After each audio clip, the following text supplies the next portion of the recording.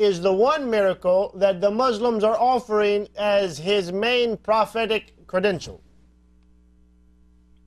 You know, even about prophecy, like, you know, if you go to the book of Deuteronomy, it says that if a prophet, he prophesy in different God, or a prophet prophesy and the prophet will never come, which means he's a liar. Muhammad, he said in one of the chapters of Al-Qamar, the judgment day is near and the moon is split. The Muslims, they say to us, lying that the moon is split, but the fact it's not. And secondly, when the judgment day did come, he said the judgment day is near, and this is 1400 years ago, which means the sign of judgment day is already started 1400 years ago, and this did not happen yet. When the Quran says clearly that when that happens, is going to happen in one day, and that is going to be very fast when the judgment day will come. Thank you, brother Christian Prince. You've given us wonderful testimony as to how Muhammad's prophetic credentials all prove that he is not a prophet. Some excellent information. I know our viewers are thankful even as we are. Thank you so much, dear brother, for calling, for the work that you do. You are amazing and you are a great blessing. Thank you, dear brother, for calling. Before we go to the next caller, Brother David, do you have anything to add? All right, that was excellent information. Once again, Muhammad's prophetic credentials are lacking at best, completely absent at worst. Let's see, and definitely negative, according to Christian Prince and others. It seems there's a lot more against him being a prophet than there is for him. Can Muslims give us anything? Let's take the next caller right now, Jesus or Muhammad. Hello? Yes, hello. Welcome to our program. Hey, Pastor Joseph?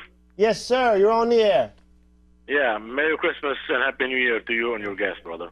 And to you, dear sir. Thank you. I got a comment and a question. Yes. And I will first my comment, and don't be surprised if you see Christian kill in Islam, a Muslim country, and church being burning, because the kingdom of Islam, of Satan, is shaking. It's, yes. You see, the foundation has a lot of cracks. And same day when in Egypt killed six people, one channel interviewed a Coptic Pope and asked him, is Christianity allowed to preach? And he told him yes, and asked him to stop that. And also on Al Jazeera, the Sharia Hayat, and one sheikh, he admitted millions of Islam converting to Christianity, millions. And he said that since the last 10 years, convert people more than 1,400 years.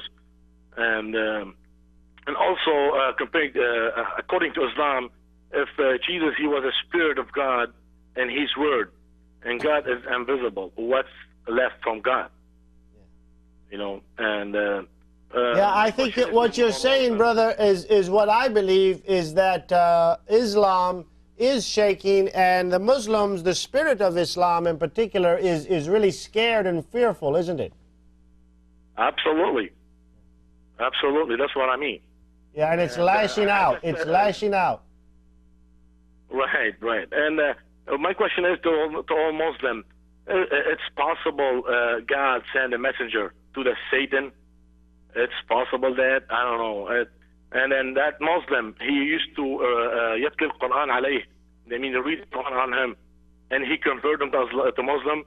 And did the Satan have same issue in the Jannah like a Muslim have? I don't understand that. And that's all, brothers. Also for Manu, if he searching for the truth, I want him to ask the Lord where the truth is. If it's in Islam, tell him, take everything out of my mouth and keep the Islam. If not, show me the truth, and I'm pretty sure, and the Lord, he will show him the truth. Keep praying for Manu and for our other Muslim callers as well. Thank you, dear brother, for calling. The Lord bless you.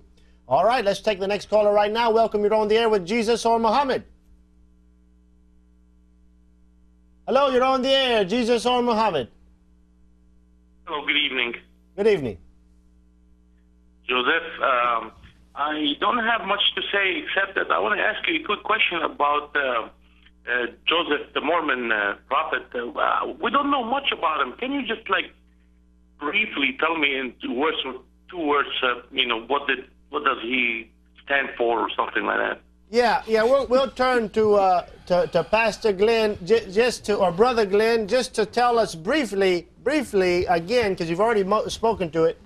Who's Joseph Smith? What did he do? What did he say? I mean, essentially, what was his main point, and when did he come, and all that?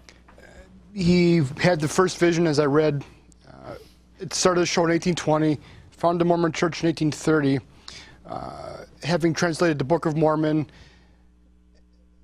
claiming to have restored the church that was lost to the earth by sinful men. He's the final prophet to bring back the restoration of the church and the ordinances that were lost. He had many revelations, which are called doctrines and covenants, a lot of false prophecies in there, changes in doctrine and such over the years. Does that answer your question?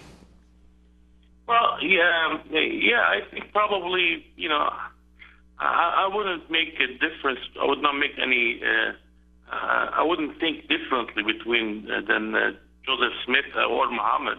They probably both belong in the same box. Yeah, it sounds like it to me, because Joseph Smith comes after Jesus, preaches another gospel. He has another book. He says, well, we believe the Bible, but it's been kind of corrupted. Yep. We need this new book, right? Yeah, they have Article of Faith 8. Some of their doctrinal points, one of them says the Bible is true in as far as it's translated correctly, so they use it as far as they can, but then when we use it to refute them, it's not translated correctly, it's something false. Right, and Joseph Smith supposedly was visited by an angel who he thought he was going to kill him, basically, almost like Muhammad. So yeah, I mean, it's just amazing. And so this is the whole point. Why should we believe in Muhammad over Joseph Smith? Muslims, of course, believe in Muhammad. They don't believe in Joseph Smith. Joseph Smith has everything going for him as far as reason and logic go, as far as prophetic credentials, as Muhammad does. And so that's the argument. Yeah, Joe, can I... Are you there? Yeah, Joe, can I say something real quick, though, to give credit to Muhammad? Okay, go ahead. Why do you think he got so much success? I mean, I know he probably have assassinated all his opponents. Anybody who proclaimed prophecy is at his time is already killed in his days or nearly after his days. Anybody that he doesn't like or anybody that talks bad about him has been assassinated. Why do you think? And I can give you an idea why is he so successful. I think this guy is an extremely intelligent person who just happened to be in a land of airheads. People that believe anything that you tell them. He just came up with a bunch of lies. He can get away with it. And when people started eventually to discover where is he stealing his teachings from, these people started arguing, and eventually they got eliminated somehow, right? With his blessing or not. The other thing is, one thing bothers me the most. I know about the people, uneducated people, which I mean, I'm not putting anybody down, but these doctors and lawyers and